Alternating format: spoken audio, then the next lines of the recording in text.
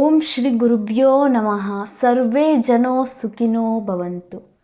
ನಮಸ್ಕಾರ. ನನ್ನೆಲ್ಲ ಆಗರ್ಭ ಶ್ರೀಮಂತ ದೇವರುಗಳಿಗೆ ನನ್ನ ನಮಸ್ಕಾರಗಳು. Welcome to motivational channel. ನಾನು ನಿಮ್ಮ ಯಶೋಧ ಆರ್. ಸ್ನೇಹಿತರೆ, ಹಿಂದಿನ ವಿಡಿಯೋದಲ್ಲಿ ಹೇಳಿದ್ದೆ ನಾನು ಈ ಕುಂಭಮೇಳದ ಬಗ್ಗೆ ಕೆಲವೊಂದಷ್ಟು ವಿಚಾರಗಳನ್ನ ತಿಳ್ಕೊಂಬರ್ತೀನಿ ಅಂತ.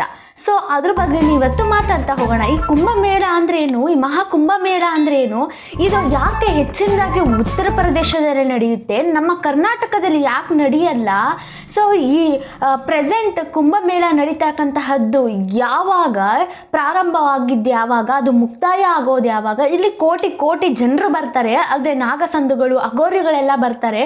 ಕಾರಣ ಏನು, ಎಲ್ಲರೂ ಒಟ್ಟಿಗೆ ಪ್ರವೇಶ ಮಾಡ್ತಾರೆ, ಅಲ್ಲಿರ್ತಕ್ಕಂತಹ ಆಚಾರ ವಿಚಾರ ಏನು, ಎಲ್ಲದ್ರ ಬಗ್ಗೆ ಇವತ್ತಿನ ವಿಡಿಯೋದಲ್ಲಿ ತಿಳಿಸ್ಕೊಡ್ತೀನಿ. ಅಪ್ಪಿ ತಪ್ಪಿ ಇದನ್ನೆಲ್ಲ ತಿಳ್ಕೊಂಡ್ಮೇಲೆ ನಮ್ಮ ಮನಸ್ಸು ಒಂದೆಡೆ ಅಲ್ಲಿ ಹೋಗಬೇಕು ಅಂದಾಗ ಹೇಗೆ ಹೋಗೋದು, ಪ್ರತಿಯೊಂದನ್ನು ಕೂಡ ಈ ವಿಡಿಯೋದಲ್ಲಿ ತಿಳಿಸ್ಕೊಡ್ತೀನಿ.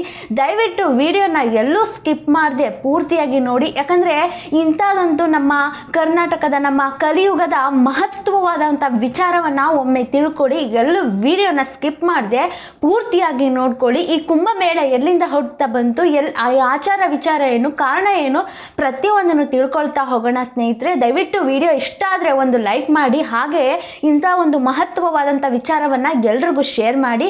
ಯಾರೆಲ್ಲ ನನ್ನ ಚಾನಲ್ಗೆ ಸಬ್ಸ್ಕ್ರೈಬ್ ಆಗಿಲ್ಲ, ದಯವಿಟ್ಟು ಸಬ್ಸ್ಕ್ರೈಬ್ ಆಗಿ, ಪಕ್ಕದಲ್ಲಿರ್ತಕ್ಕಂಥ ಬೆಲ್ ಐಕನ್ನ ಕ್ಲಿಕ್ ಮಾಡೋದ್ರ ಮುಖಾಂತರ ನಾನು ಇಂಥ ಮಹತ್ವವಾದಂಥ ವಿಚಾರ ಪ್ರತಿಯೊಂದು ವಿಡಿಯೋ ನಿಮ್ಮ ನೋಟಿಫಿಕೇಶನ್ ಮುಖಾಂತರ ಬಂದು ತಲುಪುತ್ತೆ ಅಂತ ಹೇಳ್ತಾ ವಿಡಿಯೋ ಕಡೆ ಹೋಗೋಣ. ಸೊ ಈಗ ಫಸ್ಟ್ ಕುಂಭಮೇಳ ಏನು ಅಂದರೆ ಏನು ಅನ್ನೋದನ್ನ ತಿಳ್ಕೊಳ್ತಾ ಹೋಗೋಣ. ಇದನ್ನು ವಿಭಜಿಸೋಣ. ಕುಂಭ ಪ್ಲಸ್ ಮೇಳ. ಕುಂಭ ಅಂದರೆ ಮಡಿಕೆ, ಒಂದು ಮಡಿಕೆ ಅಂತ. ಮೇಳ ಅಂದರೆ ಒಂದು ಒಗ್ಗೂಡ್ಸೋದು ಅಂತ, ಅಂದರೆ ಇವುಗಳನ್ನೆಲ್ಲ ಒಗ್ಗೂಡ್ಸೋದು ಅಂತ. ಇದೇನಪ್ಪ ಅರ್ಥನೇ ಆಗಲಿಲ್ಲ ಅಂತ ಅನ್ಕೋತಾ ಇದ್ದೀರಾ? ಸೊ ಈ ಕುಂಭಮೇಳ ಆಚರಣೆ ಹೇಗೆ, ಇದು ಹುಟ್ಟಿಕೊಂಡಿದ್ದು ಎಲ್ಲಿ ಅನ್ನೋದ್ರ ಬಗ್ಗೆ ಒಂಚೂರು ಪುರಾಣದ ಕಡೆ ಹೋಗಿ ಬರೋಣ. ನಿಮಗೆ ಸಮುದ್ರ ಮಂಥನದ ಬಗ್ಗೆ ಗೊತ್ತೇ ಇರುತ್ತೆ ಸ್ನೇಹಿತರೆ. ಒಂದು ಕಡೆ ದೇವತೆಗಳು ಮತ್ತು ರಾಕ್ಷಸರು ಸೇರಿಕೊಂಡು ಈ ಆದಿಶೇಷ ಇರ್ತಾನಲ್ಲ ಸರ್ಪ, ಅವನನ್ನು ಸಮುದ್ರ ಮಂಥನ ಮಾಡ್ತಾ ಇರ್ತಾರೆ. ಒಂದು ಕಡೆ ದೇವತೆಗಳಾದರೆ ಮತ್ತೊಂದು ಕಡೆ ರಾಕ್ಷಸರು ಅವನನ್ನು ಸಮುದ್ರ ಮಂಥನ ಮಾಡ್ತಾ ಇರ್ತಾರೆ. ಮಜ್ಜಿಗೆ ಕಡಿಯೋ ಥರ ಕಡಿತಾ ಇರ್ತಾರೆ ಇಬ್ಬರು ಸೇರ್ಕೊಂಡು ಒಂದು ಕಡೆಯಿಂದ ಮತ್ತೊಂದು ಕಡೆಗೆ. ಯಾವ ಕಾರಣಕ್ಕೆ? ಅಲ್ಲಿ ನಮಗೆ ಅಮೃತ ಸಿಗುತ್ತೆ ಅಂತ. ಆ ಅಮೃತ ಕುಡಿದರೆ ನಮಗೆ ಸಾವೇ ಬರಲ್ಲ ಅನ್ನೋ ಕಾರಣಕ್ಕೆ. ಸಮುದ್ರ ಮಂಥನದ ಸಂದರ್ಭದಲ್ಲಿ ಐರಾವತ, ಲಕ್ಷ್ಮಿ ಅದ್ಭುತಗಳು ಆಚೆ ಬರುತ್ತೆ. ಇವರು ಅಂದ್ಕೊಂಡಂತೆಯೇ ಅಮೃತ ಮಡಿಕೆ ಕೂಡ ಅದ್ಭುತವಾಗಿ ಆಚೆ ಬರುತ್ತೆ. ಒಂದು ಕಡೆ ರಾಕ್ಷಸರಿದ್ರೆ ಮತ್ತೊಂದು ಕಡೆ ದೇವತೆಗಳು ಸಾಲಾಗಿ ಕೂಡ್ತಿರ್ತಾರೆ. ಯಾಕೆ ಕೂತಿರ್ತಾರೆ? ಈ ಸಮುದ್ರ ಮಂಥನದಲ್ಲಿ ಸಿಕ್ಕಿತ್ತಲ್ಲ ಆ ಅಮೃತ ಮಡಿಕೆಯಿಂದ ಅಮೃತವನ್ನು ಸ್ವೀಕರಿಸಲು ಒಂದು ಕಡೆ ದೇವತಾ ವರ್ಗ ಆದರೆ ಮತ್ತೊಂದು ಕಡೆ ರಾಕ್ಷಸ ವರ್ಗ ಕೂತಿರುತ್ತೆ. ಸೊ ಈ ಮಹಾವಿಷ್ಣು ಮೋಹಿನಿ ಅವತಾರ ತಾಳಿ ದೇವತಾ ಸಾಲಿನಲ್ಲಿ ಕುಳಿತಿರ್ತಕ್ಕಂಥವ್ರಿಗೆ ಅಮೃತವನ್ನು ಹಂಚ್ತಾ ಬರ್ತಾ ಇರ್ತಾರೆ. ಸೊ ಅಲ್ಲಿದ್ದಂತಹ ರಾಕ್ಷಸ ವರ್ಗದಲ್ಲಿ ಒಬ್ಬನಿಗೆ ಅರಿವಾಗುತ್ತೆ, ಅಲ್ಲಿ ಕೂತಿರ್ತಕ್ಕಂತಹ ಒಬ್ಬ ಆತನಿಗೆ ರಾಕ್ಷಸನಿಗೆ ಅರಿವಾಗುತ್ತೆ, ಇವನು ಮಹಾವಿಷ್ಣು ಮಹಾವಿಷ್ಣು ಮೋಹಿನಿಯ ರೂಪದಲ್ಲಿ ಇದ್ದಾನೆ, ಇವನು ನಮಗೆ ಅಮೃತವನ್ನು ಕೊಡಲ್ಲ, ನಮಗೆ ಸಾವೇ ಗತಿ ಅಂತ ಹೇಳಿ ಅಲ್ಲಿಂದ ಎಚ್ಚೆತ್ಕೊಂಡು ಅರಿವಾಗಿ ಅವನು ಒಂದು ದೇವತೆಗಳ ರೂಪದಲ್ಲಿ ದೇವತೆಗಳ ವೇಷವನ್ನು ಧರಿಸಿ ಮಾಯಾವಿಯಾಗಿ ದೇವತೆಗಳ ಕೂರ್ತಿರ್ತಕ್ಕಂತಹ ವರ್ಗದಲ್ಲಿ ಆ ಅಮೃತವನ್ನು ಸ್ವೀಕರಿಸಲು ಕೂತಿರ್ತಾನೆ.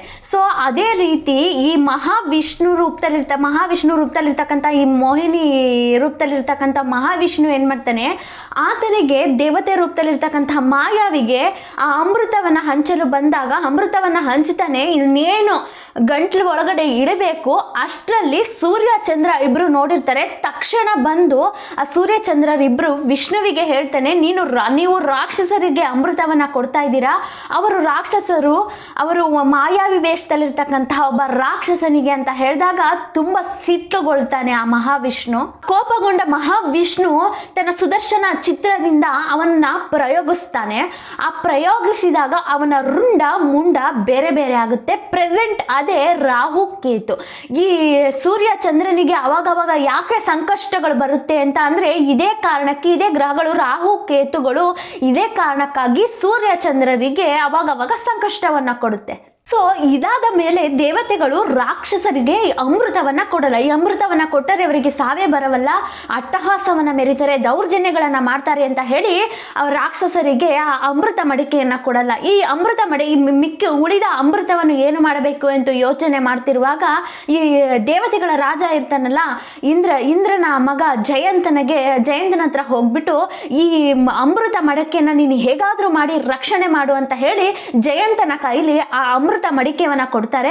ಸೊ ಹಾಗೆ ಸ್ವಲ್ಪ ಯೋಚನೆ ಮಾಡಿದಾಗ ನೀನೊಬ್ಬನೇ ಹೋದ್ರೆ ಆ ಅಮೃತವನ ಮಡಿಕೆಯನ್ನ ನೀನು ರಕ್ಷಣೆ ಮಾಡ್ಲಿಕ್ಕಾಗಲ್ಲ, ಅವರು ನಿನಗೆ ಫೈಟ್ ಮಾಡ್ಬೋದು, ತುಂಬಾ ಸ್ಟ್ರಾಂಗ್ ಇರ್ತಾರೆ, ದೌರ್ಜನ್ಯ ಮಾಡ್ಬೋದು ಅಂತ ಹೇಳ್ಬಿಟ್ಟು ನಿನ್ನ ಜೊತೆ 4 ಈ ಅಮೃತ ಮಡಿಕೆಯನ್ನ ರಕ್ಷಣೆ ಮಾಡಲು 4 ಜನನ ಯೋಜನೆ ಮಾಡ್ತೀವಿ ಅಂತ ಹೇಳ್ತಾರೆ. ಸೊ ಈ 4 ಜನರೇ ಸೂರ್ಯ, ಚಂದ್ರ, ಗುರು, ಶನಿ, ಈ 4 ಗ್ರಹಗಳ ಜೊತೆ ಜಯಂತನನ್ನ ಕಳಿಸ್ತಾರೆ. ಸೊ ಸೂರ್ಯನಿಗೆ ಈ ಅಮೃತದ ಮಡಿಕೆಯನ್ನು ಹಿಡ್ಕೊಳಕ್ ಕೊಡ್ತಾರೆ. ಯಾಕೆ ಹಿಡ್ಕೊಳಕ್ ಕೊಡ್ತಾರೆ ಅಂತ ಅಂದ್ರೆ ಆ ಸೂರ್ಯ ತುಂಬಾ ಪ್ರಕಾಶಮಾನವಾಗಿದ್ದಾನೆ, ಅವನ ಹತ್ರ ಅಮೃತವನ್ನ ಕೇಳೋದಿಕ್ ಬಂದ್ರೆ ಸುಟ್ಟು ಹೋಗ್ತಾರೆ ಅನ್ನೋ ಕಾರಣಕ್ಕೆ ಸೂರ್ಯನ ಕೈಯಲ್ಲಿ ಒಂದು ಅಮೃತದ ಮಡಿಕೆಯನ್ನ ಕೊಡ್ತಾರೆ. ಎಷ್ಟು ಚೆನ್ನಾಗಿದೆ ನೋಡಿ ಸ್ನೇಹಿತರೆ ನಮ್ಮ ಪುರಾಣ ಅಲ್ವಾ. ಇಲ್ಲಿ ಚಂದ್ರನ ಕೆಲಸ ಏನು ಅಂತ ಅಂದ್ರೆ ಸೂರ್ಯ ಅಮೃತವನ್ನ ತಗೊಂಡು ಹೋಗ್ತಾ ಇರ್ಬೇಕಾದ್ರೆ ಅಪ್ಪಿ ತಪ್ಪಿ ಏನಾದ್ರೂ ಕೆಳಕ್ಕೆ ಚೆಲ್ಲಿದ್ರೆ ಅದನ್ನ ಹಿಡಿದು ಒಂದ್ಸಲ ಕಾಪಾಡ್ಕೊಳ್ಳೋದಕ್ಕೋಸ್ಕರ ಚಂದ್ರನ ಕೆಲಸವನ್ನ ನೇಮಿಸ್ತಾನೆ. ಮತ್ತೆ ಈ ಗುರು ಕೆಲಸ ಏನಂತ ಅಂದ್ರೆ ನೀವು ಅಮೃತ ಮಡಿಕೆಯನ್ನ ತಗೊಂಡು ಹೋಗುವ ಸಂದರ್ಭದಲ್ಲಿ ಏನಾದರೂ ರಾಕ್ಷಸರು ಬಂದು ಫೈಟ್ ಮಾಡಿದ್ರೆ ಅವರ ಜೊತೆ ನೀನು ಹೋರಾಡಬೇಕು ಅಂತ ಹೇಳಿ ಗುರುನ ಕಳಿಸ್ತಾರೆ. ಈ ಶನಿ ಕೆಲಸ ಏನಂತ ಅಂದ್ರೆ ಈ ಅಮೃತ ಮಡಿಕೆಯನ್ನು ತಗೊಂಡು ಹೋಗುವ ಸಂದರ್ಭದಲ್ಲಿ ಅಪ್ಪಿ ತಪ್ಪಿ ಘೋರ ಘರ್ಷಣೆಗಳಾದರೆ, ಅಲ್ಲಿ ಯುದ್ಧಗಳು ಸ್ಟಾರ್ಟ್ ಆದರೆ ಅಲ್ಲಿ ನೀನು ನ್ಯಾಯ ತೀರ್ಮಾನವನ್ನು ಮಾಡಿ ಅಲ್ಲಿ ಅದನ್ನು ಖುಲಾಸೆಗೊಳಿಸ್ಬೇಕು ಅಂತ ಹೇಳಿ ಶನಿನ ಕಳಿಸ್ತಾರೆ. ಸೊ ಇಷ್ಟೋ ಜನ ಅಮೃತ ಮಡಿಕೆಯನ್ನು ತಗೊಂಡು ಹೋಗ್ತಾ ಇರ್ತಾರೆ. ಆ ಅಮೃತ ಮಡಿಕೆಯನ್ನು ತಗೊಂಡು ಹೋಗ್ತಾ ಇರಬೇಕಾದ್ರೆ 4 ಕಡೆ ವಿಶ್ರಾಂತಿಗಾಗಿ ಅಮೃತ ಮಡಿಕೆಯನ್ನು ಮಡಗಿ ವಿಶ್ರಾಂತಿ ಪಡೆದುಕೊಳ್ತಾರೆ. ಆ 4 ಜಾಗಗಳಲ್ಲೇ ಇವಾಗ ಕುಂಭಮೇಳಗಳು ನಡೀತಾ ಇರೋದು. ಅದರಲ್ಲಿ ಪ್ರಯಾಗ್ರಾಜ್ ನಡೀತಾ ಇರೋದು ಗಂಗಾ ನದಿಯಲ್ಲಿ. ಸೊ ಇನ್ನೊಂದು ಪುರಾಣದಲ್ಲಿ ಹೇಳೋದೇನಂತ ಅಂದ್ರೆ ಸೂರ್ಯ ಅಮೃತ ಮಡಿಕೆಯಲ್ಲಿ ಅಮೃತವನ್ನು ತಗೊಂಡು ಹೋಗ್ತಿರ್ಬೇಕಾದ್ರೆ ಚಂದ್ರನ ಕೈ ತಪ್ಪಿ ಈ 4 ಹನಿಗಳು ಬಿದ್ದುವಂತೆ. ಆ 4 ಅಮೃತ ಸ್ವರೂಪದ ನದಿಗಳೇ ಗಂಗಾ, ಯಮುನಾ, ಸರಸ್ವತಿ, ಗೋದಾವರಿ ಅಂತ ಹೇಳ್ತಾರಂತೆ. ಈ 4 ಜಾಗಗಳಲ್ಲಿ ವಿಶ್ರಾಂತಿಗಾಗಿ ಪಡೆದಂತಹ ಸ್ಥಳಗಳು ಯಾವುವು ಅಂತಂದ್ರೆ ನಾಸಿರ್, ಉಜ್ಜಯಿನಿ, ಪ್ರಯಾಗ್ರಾಜ್ ಮತ್ತೆ ಹರಿದ್ವಾರ. ಸೊ ಈಗ ಗಂಗಾ ನದಿ ಪ್ರಯಾಗ್ರಾಜ್ನಲ್ಲಿದೆ, ಯಮುನಾ ನದಿ ಹರಿದ್ವಾರದಲ್ಲಿದೆ. ಸೊ ಸರಸ್ವತಿ ನಾಸಿಕ್ನಲ್ಲಿದೆ, ಗೋದಾವರಿ ಉಜ್ಜಯಿನಿಲಿದೆ. ನೋಡಿ ಸ್ನೇಹಿತರೆ ಒಂದಕ್ಕೊಂದು ಎಷ್ಟು ಮ್ಯಾಚ್ ಆಗಿದೆ ಅಂತ. ಸೊ ಈ ಪುರಾಣ ಕಥೆಗಳನ್ನೆಲ್ಲ ಬಿಟ್ಟು ಈ ಕುಂಭಮೇಳಕ್ಕೆ ಬನ್ನಿ. ನನಗೆ ಕುಂಭಮೇಳ ಅಂದ್ರೆ ಏನು ಹೇಳಿ ಅನ್ನೋದಾದ್ರೆ, ಈ ಕುಂಭಮೇಳ 3 ವರ್ಷಕ್ಕೊಮ್ಮೆ ನಡೀತಕ್ಕಂತಹದನ್ನ ಕುಂಭಮೇಳ ಅಂತ ಕರೀತಾರೆ. ಮತ್ತೆ ಈ 6 ವರ್ಷಕ್ಕೊಮ್ಮೆ ನಡೀತಕ್ಕಂತಹ ಕುಂಭಮೇಳವನ್ನ ಅರ್ಧ ಕುಂಭಮೇಳ ಅಂತಾರೆ. 12 ವರ್ಷಕ್ಕೊಮ್ಮೆ ನಡೀತಕ್ಕಂತಹ ಕುಂಭಮೇಳವನ್ನ ಪೂರ್ಣ ಕುಂಭಮೇಳ ಅಂತ ಹೇಳ್ತಾರೆ. ಪ್ರೆಸೆಂಟ್ ನಡೀತಕ್ಕಂತಹ ಈ 144 ವರ್ಷಗಳಿಗೊಮ್ಮೆ ನಡೀತಕ್ಕಂತಹ ಕುಂಭಮೇಳವನ್ನ ಮಹಾಕುಂಭಮೇಳ ಅಂತ ಕರೀತಾರೆ. ಹೇಳ್ತಾ ಇದ್ದೀರಿ ಇಷ್ಟೊತ್ತೆಲ್ಲ ನನಗೆ ಪುರಾಣ ಹೇಳಿದ್ದೀರಾ, ಪುರಾಣ ಬೇಡ ನಮಗೆ, ಸೈಂಟಿಫಿಕ್ ಆಗಿ ಹೇಳಿ. ಸೈಂಟಿಫಿಕ್ ಆಗಿ ಹೇಳೋದು ಏನಂತ ಅಂದ್ರೆ ಈ ಖಗೋಳ ಶಾಸ್ತ್ರದ ಪ್ರಕಾರ ಅಂತ ಅಂದ್ರೆ ನಮ್ಮ ಸೌರಮಂಡಲವು ನಮ್ಮ ಸೂರ್ಯನ ಸುತ್ತ ಭೂಮಿ ಸುತ್ತುವುದು ಅಂತ ಕೇಳಿದ್ದೀರಿ. ಸೊ ಹಾಗೆ ಈ ಗುರುಗ್ರಹವು ಸೂರ್ಯನ ಸುತ್ತ ತನ್ನ ಕಕ್ಷದಿಂದ ಸುತ್ತಿ ಬರೋದಕ್ಕೆ 12 ವರ್ಷ ಟೈಮ್ ತಗೊಳ್ಳುತ್ತಂತೆ. 12 ವರ್ಷಕ್ಕೊಮ್ಮೆ ಸೂರ್ಯನ ಸುತ್ತ ಗುರು ಸುತ್ತಿಕೊಂಡು ಬಂದಾಗಲೇ ಕುಂಭಮೇಳ ಶುರುವಾಗೋದು ಅಂತ ಹೇಳ್ತಾರೆ. ಅಂದ್ರೆ ಪೂರ್ಣ ಕುಂಭಮೇಳ ಶುರುವಾಗೋದು ಅನ್ನೋದು.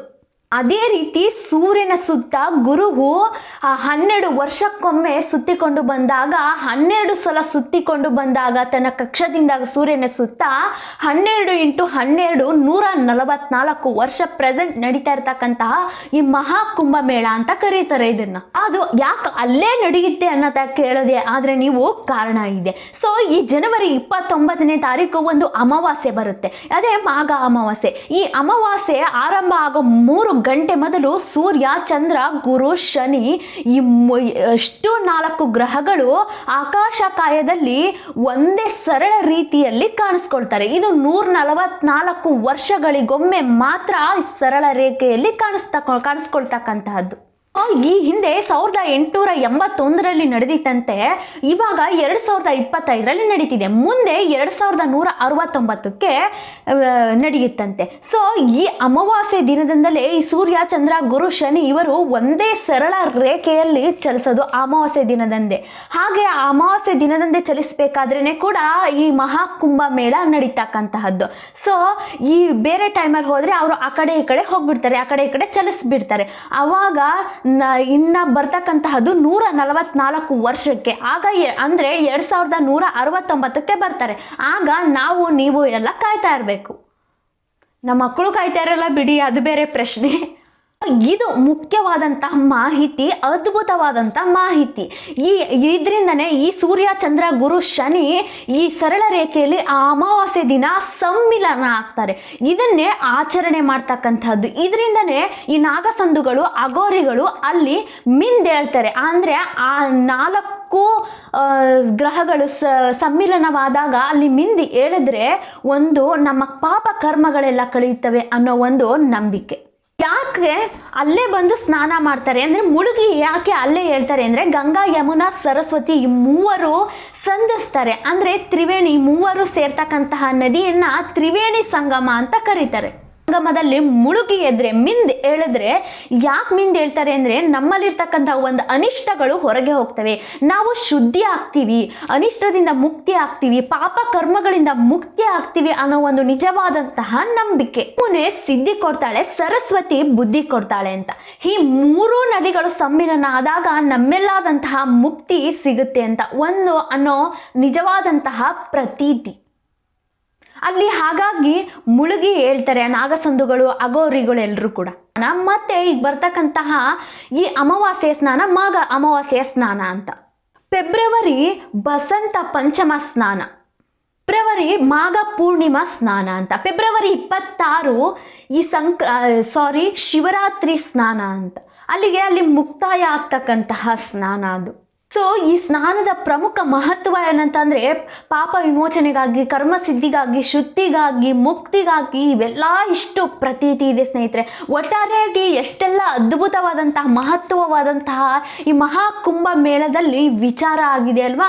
ಅಪ್ಪಿತಪ್ಪಿ ಏನಾದರೂ ಇವಿಷ್ಟು ವಿಚಾರನ ಕೇಳಿದ್ರೆ ನಮ್ಮೆಲ್ಲ ಆತ್ಮ ಶುದ್ಧಿಗಾಗಿ, ನಮ್ಮೆಲ್ಲ ಈ ಅದ್ಭುತವಾದಂತಹ ವಿಚಾರವನ್ನು ತಿಳ್ಕೊಳ್ಳೋದಕ್ಕೆ ನಾವು ಒಮ್ಮೆ ಈ ಕುಂಭಮೇಳ ಹೋಗಬೇಕು ಅಂತ ಇದ್ದರೆ ದಯವಿಟ್ಟು ಹೋಗಿ ಬನ್ನಿ. ಹೋಗೋಕ್ಕೆ 2 ದಿನ, ಬರೋದಕ್ಕೆ 2 ದಿನ, ಅಲ್ಲಿರೋದಕ್ಕೆ 1 ದಿನ.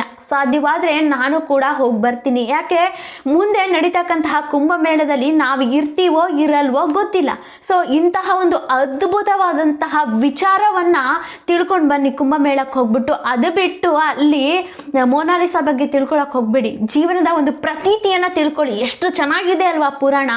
ಆ ಮೋನಾಲಿಸಾ ಬಿಟ್ಬಿಟ್ಟು ಈ ಮಹಾಕುಂಭ ಮೇಳ ವಿಚಾರವನ್ನು ಗ್ರಹಿಸಿ ನಮ್ಮಲ್ಲಿ ಏನಿದೆ ಅದನ್ನು, ಆ ವಿಚಾರವನ್ನು ಕಲ್ತ್ಕೊಳ್ಳೋಕ್ಕೆ ಪ್ರಯತ್ನ ಪಡಿ ಸ್ನೇಹಿತರೆ. ಸೊ ಒಟ್ಟಾರೆಯಾಗಿ ಇವಾಗ ನಿಮಗೆ ಕುಂಭಮೇಳ, ಮಹಾಕುಂಭಮೇಳ ಅಂದರೆ ಏನು ಅಂತ ಅರ್ಥ ಆಯಿತು. ಆ ಕುಂಭಮೇಳಕ್ಕೆ ನೀವು ನಿಜವಾಗ್ಲೂ ಹೋಗಬೇಕು ಅಂತ ಮನಸ್ಸಿದ್ರೆ ಖಂಡಿತವಾಗಿಯೂ ಹೋಗಿ.